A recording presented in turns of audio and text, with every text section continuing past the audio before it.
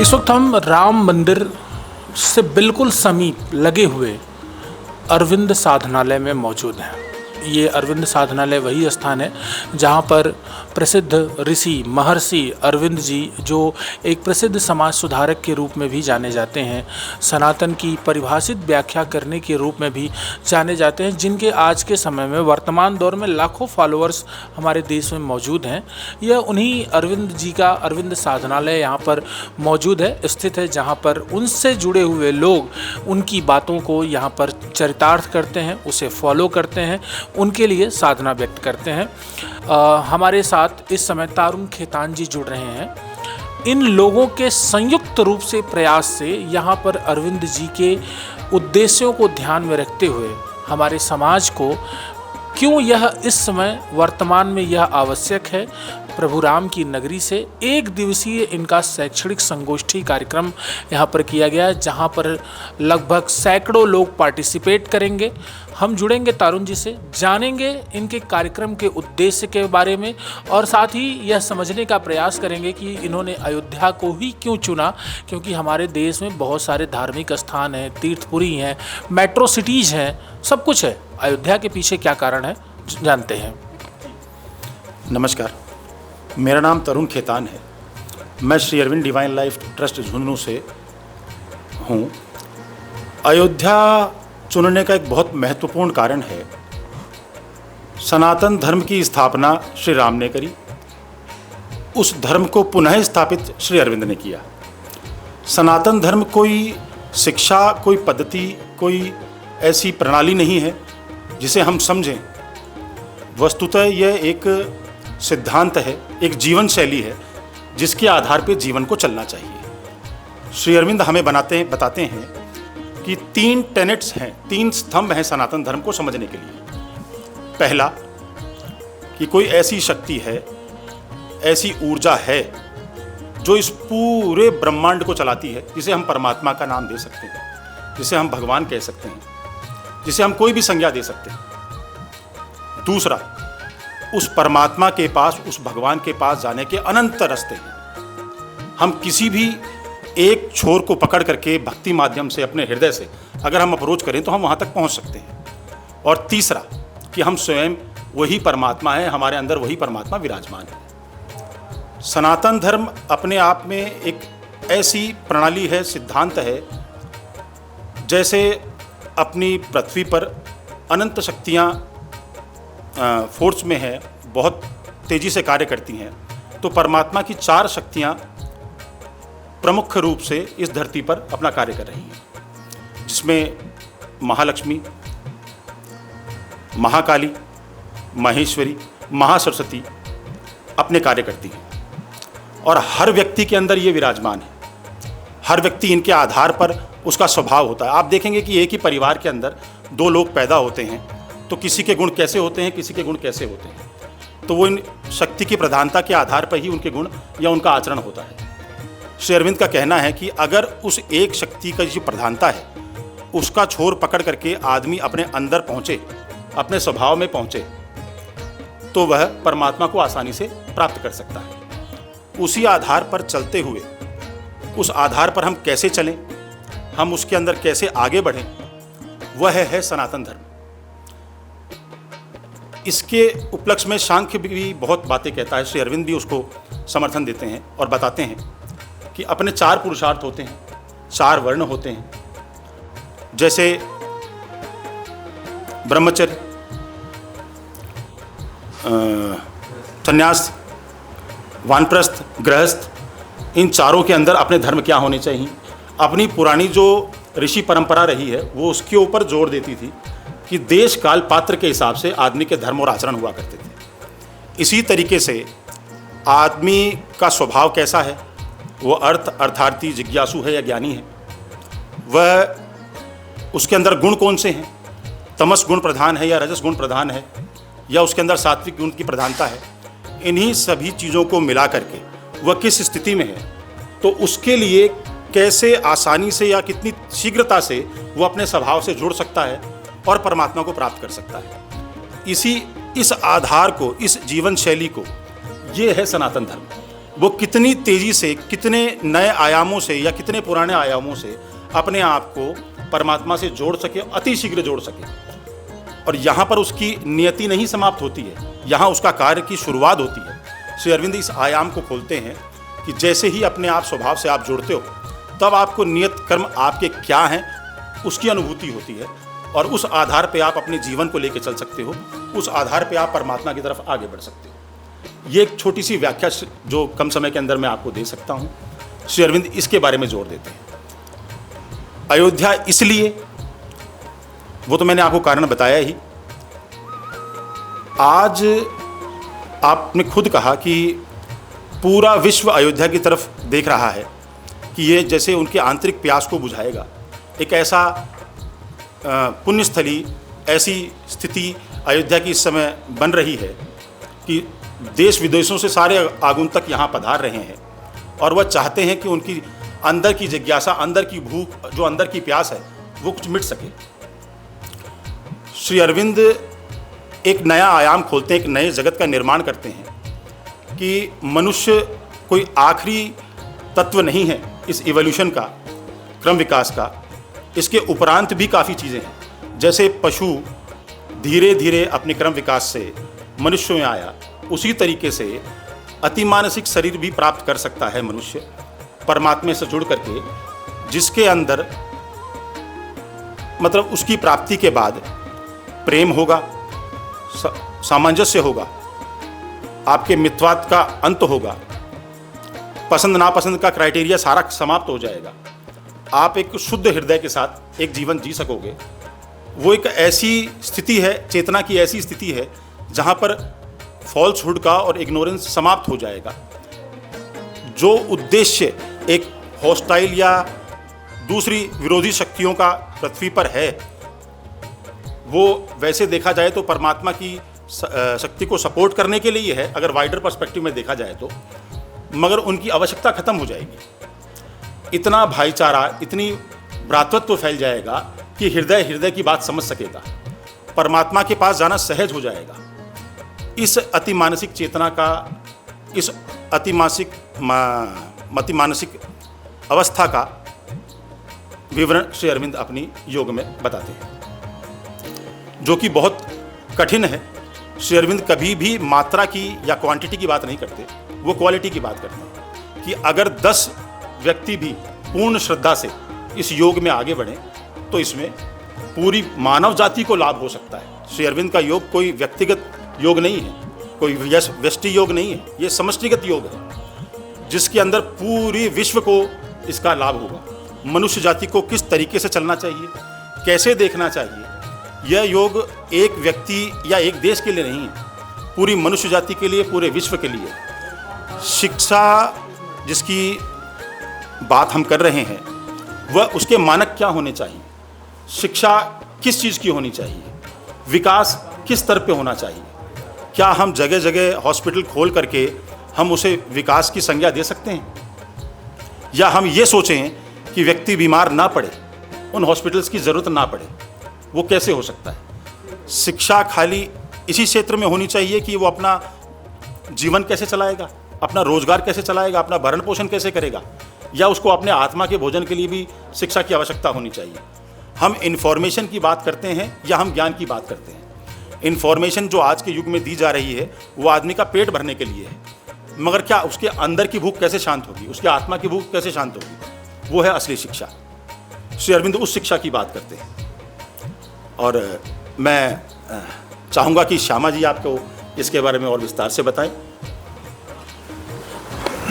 आपके नज़रिए से अयोध्या में क्यों यह आवश्यक था कार्यक्रम, और क्या आपको ऐसा लगता है कि हम कैंपेन के माध्यम से अपने अरविंद सोसाइटी, जो हमारा जो अध्ययन मंडल ग्रुप है, और लोगों तक इसको पहुंचाने का पूरा प्रयास है? अयोध्या में क्यों? क्योंकि यहीं से कहानी शुरू हुई। कौन सी कहानी, कैसी कहानी? यहीं उड़ीसा से आए थे एक तपस्वी, एक एस्पिरेंट, उनके नाम, वो महाराज है बाबा जी श्री रामकृष्ण दास। उड़ीसा से आए, मौनी बाबा के पास शिष्यता ग्रहण की। वो माझा में रह के 9 साल 12 साल राम तारक मंत्र जाप करके वो सिद्ध हुए, सीताराम को दर्शन किए, सीताराम को प्राप्त हुए। और इसके बाद इनके पास आ पहुँचती है श्री अरविंद की मैसेज। माता जी और श्री अरविंद पांडिचेरी में है, और जब उनकी ब्लेसिंग्स आती है तो वो समझती है मेरी सीताराम वहीं है, इस बार वो शरीर लेके वहीं है, और वो रोक नहीं पा सके। वो श्री अरविंद के पास चले गए, और श्री अरविंद के path is no path is his path, all paths are his path.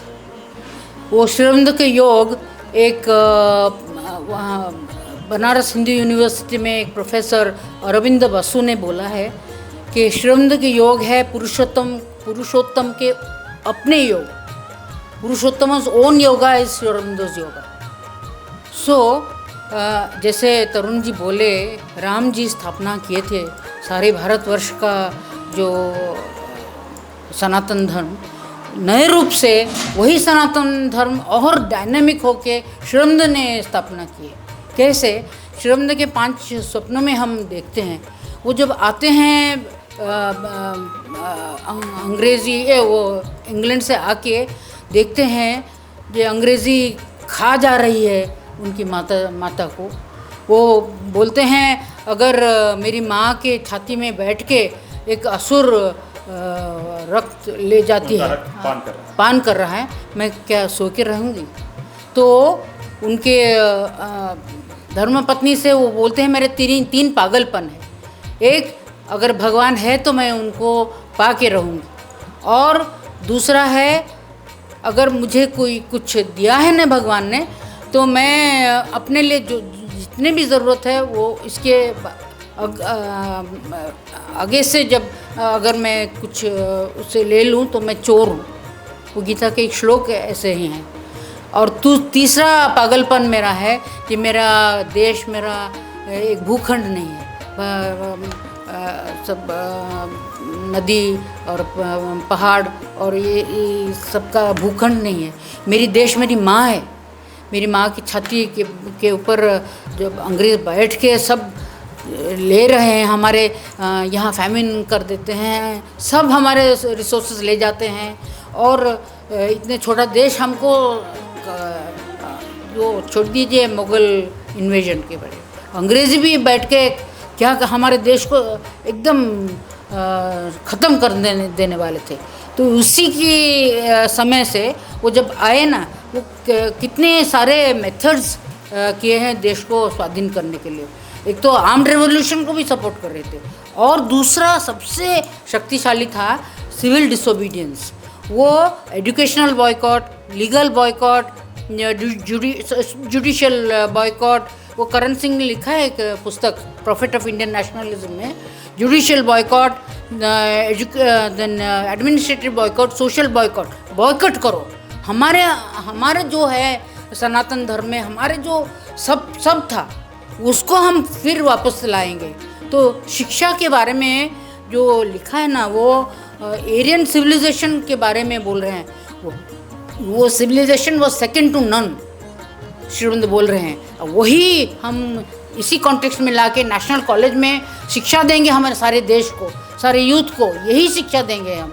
और हमारे देश फिर भी जो थे एरियन सिविलाइजेशन में जो आर्य सभ्यता थे, वैदिक सभ्यता था, वो सब फिर आ जाएगा और नया दिशा में जाएगा। वो उसी वक्त में सपना देख रहे थे। वो national system of education 19th century में चिंता कर रहे थे। तो वो जब तो 5वां स्वप्न भी हमको जानना चाहिए। वो चाहते थे पूर्ण स्वराज, अखंड भारत का पूर्ण स्वराज, और वो बोले हैं ज़रूर अखंड भारत वापस आ जाएगा, ज़रूर पूर्ण स्वराज अभी भी हमारा नहीं है, वो आ जाएगी। और दूसरा स्वप्न था एशिया महादेश, जो जम्बूद्वीप है, उसी चेतना का पुनरुत्थान होगा। जैसे सनातन वैदिक सभ्यता में थे, वो इसका दूसरा स्वप्न था। तीसरा स्वप्न था सारे देशों एक यूनाइटेड नेशंस कमिटी बनेगा और कोई बड़ा देश छोटा देश को खा जाएगा नहीं। तो इसी स्वप्न के लिए वो यूनेस्को हेडक्वार्टर में श्री राम जी के फुल फ्लेजेड स्टैचू है। हमारे आदरणीय प्रधानमंत्री मोदी जी ने कई बार जाके माल्यार्पण वहाँ किया। तो हमारे देश के लिए कितना गर्व है वो सब। और चौथा स्वप्न था जो सनातन धर्म है, भारत का जो अपने सनातन धर्म है वो पृथ्वी के लिए ज़रूरत है, वो पृथ्वी को बचाएगा, पृथ्वी को एक कर देगा। उसका चौथा सपना था भारत के आध्यात्मिक अवदान पृथ्वी के लिए। और बहुत ज़रूरत है अगर पृथ्वी को बचाना है। अगर 6 टाइम प्रलय ना हो, इसी बहुत ज़रूरत है। अभी क्या हो रहा है अगले देशों में, और अभी भारतवर्ष का स्थिति क्या है, सब भारत को देख रहे हैं ना। अनी बसंत भी बोले थे, you youth of India, the whole world will come fall to asking your culture, asking will you be able to give. So हमको इसीलिए हम शिक्षा के माध्यम में हमारे सारे देश को जागरूक करना है। श्री अरविंद के जो शिक्षा है, और बहुत जब आश्रम बने थे तो श्री अरविंद के शरीर छोड़े थे 1950 में, तो पंडित जवाहरलाल नेहरू, लाल बहादुर शास्त्री जी, इंदिरा गांधी जी सब गए थे आश्रम देखने के लिए शिक्षा का पद्धति। वो चाहते थे भारतवर्ष में वही शिक्षा पालन हो।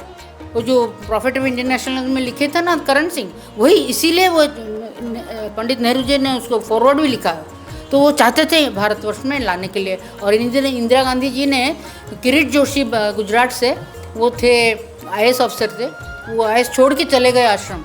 वो इंटरनेशनल सेंटर फॉर एजुकेशन के रजिस्ट्रार थे, वो शिक्षा पद्धति श्री अरविंद के बारे में सब पढ़ के वो चले गए अट्रैक्टेड होके। तो इनको इंदिरा गांधी जी ने नेशनल एडवाइज़र ऑफ एजुकेशन बना के बुला लिया सेंटर को। फिर इंदिरा गांधी जब चले गए तो हमारे आदरणीय प्रधानमंत्री मोदी जी जब गुजरात के चीफ मिनिस्टर थे, वो उनको बुलाए किरीट जोशी। बहुत चिल्ड्रंस यूनिवर्सिटी बने 2009 में। और बहुत इसी से शिक्षा को सेंट्रल स्टेज देने के लिए वो प्रभावित किए थे मोदी जी के लिए। जयपुरिया यूनिवर्सिटी है लखनऊ में, वो भी थॉट्स लेके बन रहा है एक शिक्षा अनुष्ठान। तो ये अभी इंटीग्रल एजुकेशन को नेशनल एजुकेशन पॉलिसी में शामिल करने के लिए मोदी जी का प्रयास है। तो इसीलिए हम national resurgence of Shri Aurobindo's integral education in India, इसी की नामकरण करके यही कॉन्फ्रेंस कर रहे हैं। और हमारा मातृभवन ट्रस्ट जो है, इसके बायलॉज में है, अगर कुछ भी एजुकेशनल का काम करो, हम अलाउ करते हैं हमारे फंड्स यूज़ करने के लिए। इसीलिए हम ये बनाया। देखो बाबा जी महाराज इसी स्थल में, श्री अरविंद साधनालय में, श्री अरविंद जी और माता जी की देहांश यहाँ स्थापना की। और इसीलिए डबल सिग्निफिकेंस है हमारे लिए, नॉर्थ इंडिया के लिए सारे। और योगी जी तो बहुत बार श्री अरविंद के बारे में बोलते हैं, मोहन भागवत जी ने बहुत बार श्री अरविंद के बारे में बोलते हैं। मोदी जी ने एक मन की बात में बोले थे, youth of India should read Shri Aurobindo, they will understand themselves. So now Shri Aurobindo centre stage. और एक बात बोलूँ, मेरे पर्सनली एक कायाकल्प सिद्ध व्यक्ति थे प्रकाशानंद जी। वो सहारनपुर में रहते थे, कुछ खाते नहीं हैं। वो 300 साल से ज़्यादा उम्र था, हिमालय में रहते थे। वो आए थे उड़ीसा। मैंने उनसे पूछा, आप श्री अरविंद को अवतार समझते हैं? जानते हो क्या बोले? ये बोले, ये साधारण अवतार, ये सब अवतारों के बाद आए हैं महाअवतार, कल्कि स्वरूप महाअवतार। उन प्रकाशानंद जी ने बोले। और भी एक चीज़ हमको बोले, ये हिमालय में साधुओं हैं, वो 1000 साल से भी ज़्यादा है उनका उम्र, और कायाकल्प सिद्ध से वो इतने साल ये बच रहे हैं। तो मैंने और उन्हें एक सरप्राइजिंग चीज़ बोला, कि कोई भी अभी कायाकल्प सिद्ध का क्रिया नहीं करते, हठ योग नहीं करते। क्यों?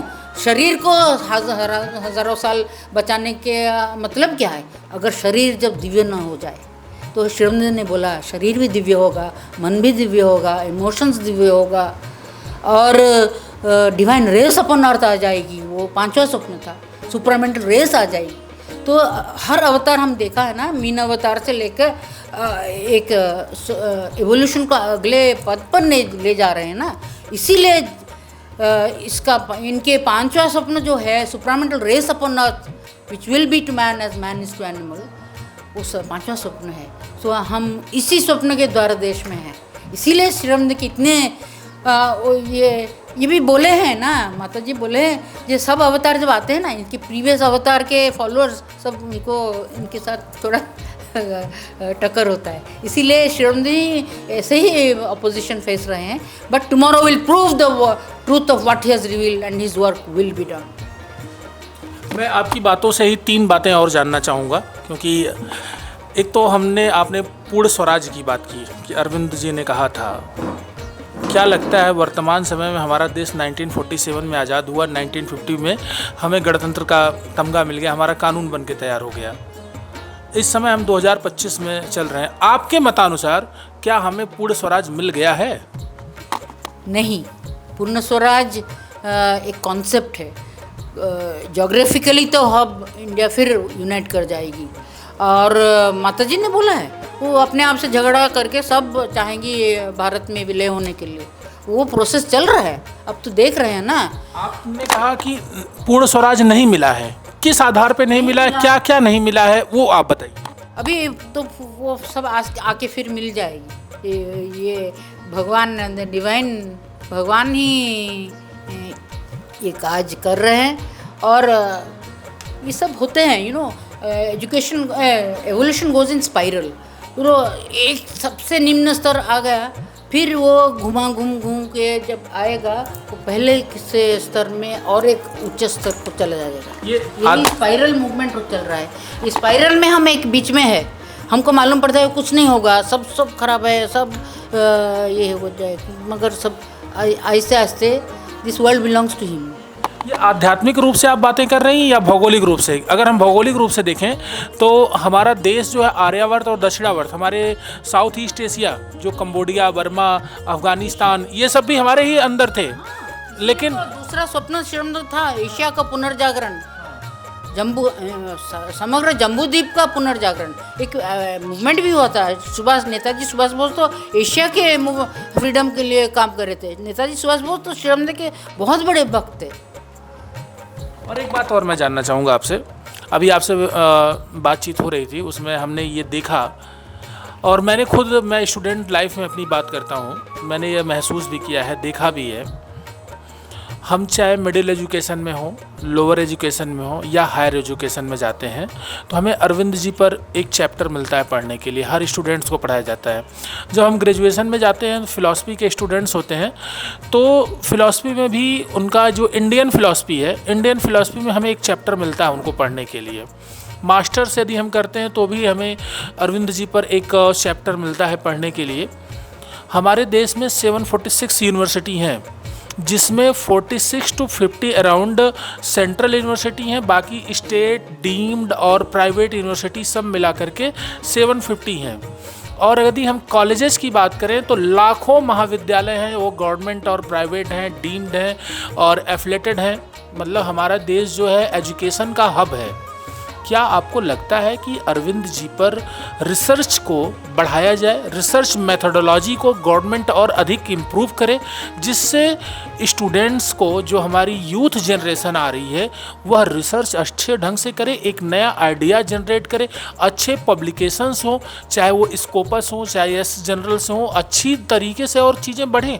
आपके ऐसी गवर्नमेंट से आपकी कुछ ऐसे डिमांड है? बिल्कुल ऐसे डिमांड हम नहीं करते, हम एस्पायर करते हैं, इच्छा करते हैं, प्रेयर करते हैं ऐसे हो जाए, और ज़रूर ही होगा। हमारे बहुत विश्वास है हमारे प्रधानमंत्री के ऊपर। हमारे राष्ट्रपति जी द्रौपदी मुर्मू, वो भी एक पूर्णांग शिक्षा केंद्र की शिक्षयित्री थी उड़ीसा में तो करीब 600 पूर्णांग शिक्षा केंद्र है। उड़ीसा में एक साइलेंट मूवमेंट चल रहा है एजुकेशन के लिए, ग्रास रूट से, क्योंकि इस एजुकेशन अपॉर्चुनिस्टिक और यूटिलिटेरियन नहीं होना चाहिए। एजुकेशन ही होना चाहिए, शिक्षा होना चाहिए। शिक्षा कुछ रोज़गार करने के लिए ये सब लक्ष्य रख के नहीं होना चाहिए। तो इसी में चीटिंग आरंभ शुरू हो जाएगा, सब स्टैंडर्ड अचीवमेंट हो जाएगा। ये सब ऐसा नहीं होना चाहिए। जो भी शिक्षा पद्धति है श्रम आश्रम में, वो डिग्रीज़ नहीं देते हैं, खुल के बहुत डेवलप करते हैं एक इंडिविजुअल सब के जो पार्ट्स है, शरीर, मन, प्राण, सब इमोशंस, ऊपर से लेकर या सहस्त्रा से लेकर एकदम निश्चेतना से सब भर देते हैं उच्चतर चेतना से। वही शिक्षा होना चाहिए। और पंकज जी वो इसको बहुत सुंदर रूप में इनको अभी हमको बोल रहे थे। वो भी मेरे को थोड़ा अच्छा हिंदी नहीं आता है, मगर कोई बात नहीं। एक आखिरी बात मैं करते हैं उड़ीसा में ऐसे करने के लिए। मैं एक आखिरी बात तरुण जी से डिस्कस कर लेता हूँ, बात कर लेता हूँ। देश में बहुत सारे, हमारे वर्तमान की बात करूँ, जो पास्ट की बात छोड़ दीजिए, बहुत सारे धर्म सुधारक हैं, धर्म गुरु हैं, कथावाचक हैं। धीरेन्द्र शास्त्री से लेकर पुंडरीक गोस्वामी तक हमारे यहाँ देश में दिग्गज बैठे हैं। हमेशा आध्यात्म की बात होती है, दर्जनों टीवी चैनल्स हैं, खूब होता है। लेकिन हमारे देश में अपराध, व्यभिचार, चोरी, आखिर इन पर क्यों नहीं लगाम लग पा रही है? आज हमारे देश की कचहरी, अदालतें मुकदमों से लदी पड़ी हैं। पुलिस थानों में FIR टूट पड़ रहा है। चाहे वो घरेलू हिंसा हो, पति पत्नी का विवाद हो, आपसी चोरी लड़ाई झगड़े का हो, आगजनी का हो, तमाम अपराध जितने ही आप लोग प्रचार कर रहे हैं धर्म के लिए, उतने ही अपराध चौगुना बढ़ता जा रहा है। क्यों नहीं इस पर नियंत्रण हो रहा है? क्या है आप लोगों का? चेतना की परिवर्तन नहीं है। जो आपने अगर चेतना नहीं परिवर्तन हुआ तो कुछ नहीं हो सकता। जो हम है वो हम मैनिफेस्ट करेंगे ना। सो इसीलिए हमारा साइलेंट रेवोल्यूशन है, नीचे जाके चेतना को साफ करना है। तो जो जज भी निकलेगा, जो भी निकलेंगे वहाँ से बहुत शुद्ध दिव्य व्यक्तित्व निकलेंगे। ये सॉल्यूशन वहीं है। सॉल्यूशन एक जज तो कितना करप्ट होता है, ये सब हमारे गलत शिक्षा पद्धति, सब गलती हो गई, सब ऐसे मेस होकर रहेगा। एकमात्र श्रीराम की पद्धति से वो धीरे नीचे से, ग्रास रूट से हम कोशिश कर रहे हैं। इसीलिए हम यहाँ आ रहे हैं। तो वही प्रयास रखेंगे, धीरे सोसाइटी में जाएंगे, स्टडी सर्कल करेंगे, लोगों के पास पहुँचेंगे, तो अगले ज़माने में सब जो भी आएंगे वो अच्छा। ये तो त्वरित समाधान नहीं हुआ, इसमें तो हमारी पीढ़ियाँ खत्म हो जाएंगी। समाधान ऐसे नहीं होगा, पीढ़ियाँ होना दीजिए। आप क्या कहना चाह रहे थे? इसमें मैं आपसे एक बात कहूँगा कि धर्म एक व्यक्तिगत चॉइस है। किसी धर्म एक पद्धति है, जैसी अपन ने बात करी। कोई व्यक्ति किसी तरीके से जीना पसंद करेगा, कोई किसी व्यक्ति किसी तरीके से जीना पसंद करेगा। धर्म एक जीने का तरीका हो सकता है, एक आध्यात्मिकता का तरीका हो सकता है, मगर अपने आप में एक पूर्ण आध्यात्मिकता नहीं है। श्री अरविंद ने ये कहा कि जैसे आप अंदर हैं वैसा ही आप आस्वादन बाहर करेंगे। आपने उससे पूछा कि कितने कोर्ट कचहरी भरी हुई है, कितने अपराध हो रहे हैं, चीज़ों में बदलाव नहीं आ रहा। दीदी ने भी बताया, चीज़ों में बदलाव तो आएगा चेतना के स्तर पे आने से ही। आप घर में अपने ताला लगाते हैं, वो आज की तारीख में खाली सूचना है कि आप घर पे नहीं हैं, वो चोरों को रोकने के लिए नहीं है। चोर तो उसमें उल्टा खुश हो जाता है कि चलो इस घर में रहने वाला कोई नहीं है, उसे सिग्नल मिल गया कि वो इसमें चोरी कर सकता है। चोर को आप शिक्षा दे करके रोक सकते हैं क्या? एक शराबी को शराब की बोतल पे लिखा हुआ है कि ये पीना उसके लिए हानिकारक है, वो रुक जाएगा। सिगरेट के पैकेट पे बड़े आराम से बड़े बड़े शब्दों में लिखा हुआ है कि इसको पीने से कैंसर हो जाता है, वो रुक जाएगा। जब तक उसको अंदर से महसूस नहीं होगा कि उसे ये चीज़ें बंद करनी है, वो बंद कर लेगा क्या? उसे शिक्षा दे रहे हैं सक्सेसफुल होने के लिए, ज़्यादा पैसा कमाने के लिए, ज़्यादा सुख सुविधा लेने के लिए। जिस तरीक़े का वातावरण फैला हुआ है, क्या आदमी अपने लिए सुख लेने की आदत का मजबूर नहीं बन गया? क्या उसे बड़े बड़ी गाड़ियाँ नहीं चाहिए? क्या उसे बड़े फ़ोन नहीं चाहिए? क्या उसे ज़्यादा बेहतर सुविधा नहीं चाहिए? जबकि असली चीज़ उसके अंदर भीतर छुपी हुई है कि वो खुश किससे होगा। क्या आप खुद महसूस नहीं करते? क्या एक जनता महसूस नहीं करती? वातावरण के अंदर एक असंतुष्टि सी महसूस नहीं होती है आपको कि भूख तो हर किसी को अंदर की लगी हुई है, जवाब नहीं है किसी के पास। वो जवाब सारा श्री अरविंद दे के गए हैं। अगर आपने कहा कि वो बहुत लंबा समय ले लेगा अंदर की चेतना को परिवर्तन करने के लिए, नहीं, बिल्कुल नहीं। अगर मैं आपको खाली विवरण दूं, उसका आस्वादन न दे सकूं, तो उस शिक्षा का कोई महत्व नहीं है। उसका आस्वादन शिक्षा में, श्री अरविंद की शिक्षा में पूर्णतः है।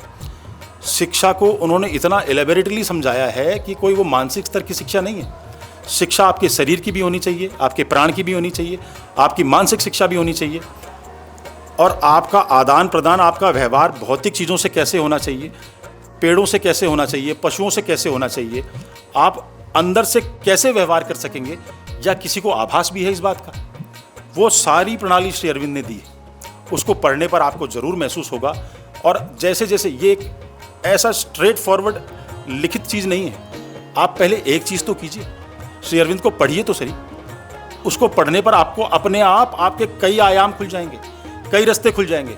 मैं ऐसे कैसे हो सकता है कि मैं पहले प्रथम तल पे जाए बिना दूसरे तल पे चला जाऊंगा? पहले प्रथम तल पे जाऊं तो सही, उसको देखूं तो सही, उसमें क्या क्या चीज़ें छुपी हुई है। बात राजनीति की हो, शिक्षा की हो, चिकित्सा की हो, किसी भी पद्धति की हो, कोई भी प्रोफेशन की हो, श्री अरविंद ने बहुत ज़्यादा उसे खोल करके समझाया है। जैसे अपन बात कर रहे थे कि विश्व के साथ कैसे डील करना चाहिए, और एकमात्र भारत के पास ही इसका समाधान है। यहाँ की जो ऋषि मुनि परंपरा चली आ रही है, क्या ये इस चीज़ का सूचक नहीं है कि भारत ही पूरे विश्व को इस जो समस्या है उसका समाधान देने के लिए है?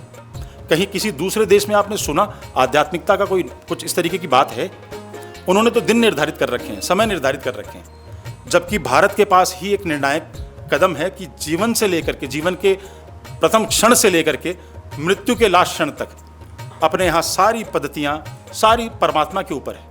आप जन्म लेते हो तो किस तरीके से आपका भरण पोषण होना चाहिए, आपके अंतिम संस्कार तक की बातें हैं, वो हिंदू सभ्यता के अंदर ही हैं और किसी सभ्यता के अंदर नहीं है। अगर हम इसे गहनता से अपनाएं, इसको समझें और इसको पढ़ने की कोशिश करें, तब हमें मालूम चलेगा। जिस तरीके की शिक्षा आज हम लोगों को मिल गई है, आज जितना नुकसान पाश्चात्य एजुकेशन ने किया है हमारे साथ, बाहर की जो शिक्षा पद्धति ने किया है, हमारी सारी रूट्स को ख़त्म कर दिया उन्होंने। हम किस चीज़ के आधार पर जी रहे थे? हम आत्मा के आधार पर जीने वाले लोग थे। हम भौतिक को तो एकदम लास्ट में लिया करते थे, और जबकि उल्टा हो गया आज हमारे साथ। भारत के अंदर ये परंपरा थी कि ताले नहीं हुआ करते थे। भारत के अंदर ये परंपरा थी कि कोई एग्रीमेंट नहीं हुआ करता था, आदमी आपसी में तय कर लेता था तो कोई एग्रीमेंट नहीं हुआ करता था। भारत में ही ये परंपरा थी कि राजा खाली नियम को फॉलो करने वाला हुआ करता था, नियम बनाने वाले ऋषि थे, उनका सही तरीके से पालन हो सके ये राजा का कर्तव्य था। राजा नियम नहीं बनाता था, और जो नियम बनते थे या जो उनका पालन होता था वो देश काल पात्र के हिसाब से होता था। वो तो राजतंत्र था, अब तो लोकतंत्र है। नहीं, लोकतंत्र में भी अलग क्या हो गया? लोकतंत्र में भी अलग क्या हो गया? लोकतंत्र तो संविधान के अनुसार चलेगा। आपसे कह रहा हूँ अंदर की, मैं कह रहा हूँ आप अंदर से गवर्न करने की बात मैं कह रहा हूँ, उसमें तो किसी भी तरीके का तंत्र आ जाए। उसमें तो आज राजतंत्र था, मैं तो एक उदाहरण के रूप से आपको बता रहा हूँ। चाहे लोकतंत्र भी आ जाएगा तो क्या आपको कॉन्स्टिट्यूशन में लिख देने वर्ष की चोरी करना पाप है, कोई रुक जाएगा? कभी नहीं रुक सकता जब तक आप उसके हृदय का परिवर्तन नहीं कर देंगे। उसको आस्वादन कराना पड़ेगा एक अच्छी चीज़ का, एक बहुत बहुमूल्य चीज़ का। जब तक व्यक्ति को उस चीज़ का टेस्ट नहीं आएगा वो नहीं रुक सकता। हमारी शिक्षा पद्धति हमें खाली और खाली बहुत ज़्यादा सुख सुविधा और बहुत ज़्यादा पैसा कमाने के लिए प्रेरित कर रही है। सच्ची चीज़ के बारे में आज कोई भी पद्धति नहीं है। हम आज सक्सेस होने, आज आप खुद देखिए जितने भी कंपटीशन एग्ज़ाम है वो क्या है कि पहले आप तकलीफ़ पालो, खूब जच के मेहनत करो, फिर आप सारी खुशियाँ ले सकते हो। मतलब आप अपने आप को पहले 3-4 साल तकलीफ दो, अच्छे से तैयारी करो, फिर आप कोई कंपटीशन एग्ज़ाम पास कर जाओगे तो फिर आप सारी चीज़ों का सुख सुविधा ले सकते हो। मतलब एक अच्छी दिशा जो अपन दे रहे हैं वो ऐसी है। आज हमारे लिए एंटरटेनमेंट के साधन क्या हो गए कि हम अपने आप को बहुत खुश महसूस कर रहे हैं तो हम क्या करें? पार्टी कर लें, बाहर का भोजन खा लें, हम डांस कर लें या सिनेमा देख लें, तो हम अपने आप को नीचे गिरा रहे हैं या ऊपर उठा रहे हैं। जबकि पहले क्या हुआ करता था, चाहे कोई भी तंत्र हो उस समय, अगर आदमी अंदर से विकसित है तो वो क्या करेगा? भगवान को प्रणाम करेगा, उससे शिक्षा लेने की कोशिश करेगा, अंदर जाने की कोशिश करेगा, अपने जीवन को अंदर से चलाने की कोशिश करेगा। और जबकि ऐसा अब तो कुछ है नहीं। तो जो गंभीर समस्या है वो शिक्षा के अंदर है। तंत्र चाहे कोई सा भी आ जाए, आज हमें राजतंत्र की बात कर लें, लोकतंत्र की बात कर लें, चाहे हम कोई सोशलिज्म की बात कर लें, चाहे हम कम्युनलिज्म की बात कर लें, चाहे हम किसी भी तंत्र की बात कर लें, राज्य तो अंदर से ही हो सकता है। बाहरी परिस्थितियां अंदर से ही गवर्न हो सकती हैं। कोई भी नियमावली, कोई नियम, ऐसे तंत्र नहीं बने हुए जो आपके बाहरी वातावरण को बदल देगा। मनुष्य तो जैसा था पहले था वैसा ही आज है और आगे भी वैसा ही रहेगा। मनुष्य की चेतना के अंदर परिवर्तन अगर नहीं होता है तो यही सारी चीज़ें होंगी। और ये ज़्यादा तेज़ी से हम विनाश की तरफ बढ़ रहे हैं। साइंस जितनी तेज़ी से आगे बढ़ रही है, पहले तो हमारे पास हथियार नहीं थे, पहले तो हम तलवार से लड़ते थे, तो एक दूसरे को छोटी मोटी ही मार दिया कर सकते थे। आज हम तो बंदूकों से लड़ रहे हैं, बमों से लड़ रहे हैं। आप सोचिए कि उसका विनाश का स्तर कैसा हो सकता है। तो साइंस साथ में जब जुड़ गई है इसके, और ऐसी मानसिकता के साथ, तो विध्वंस कितनी तेजी से हो सकता है। तो शिक्षा की किस स्तर पे आवश्यकता है आज हमको, ये बहुत गहन प्रश्न है हम सब लोगों के लिए। और इन सब का निवारण श्री अरविंद ने दिया है। श्री अरविंद के साहित्य के अंदर पूर्ण निवारण है, अगर कोई इसे खोजे तो। अयोध्या के अरविंद साधनालय में आयोजित होने वाले कार्यक्रम की संपूर्ण जानकारी हमारे साथ जुड़े हुए थे प्रोफेसर श्यामा कानूनगो जी और तरुण खेतान जी, जिन्होंने हमारे साथ विस्तृत बातचीत करके बेबाकी के साथ अरविंद जी के उद्देश्यों को बखूबी रखा, बताया। मैं देवेश पांडे, अयोध्या।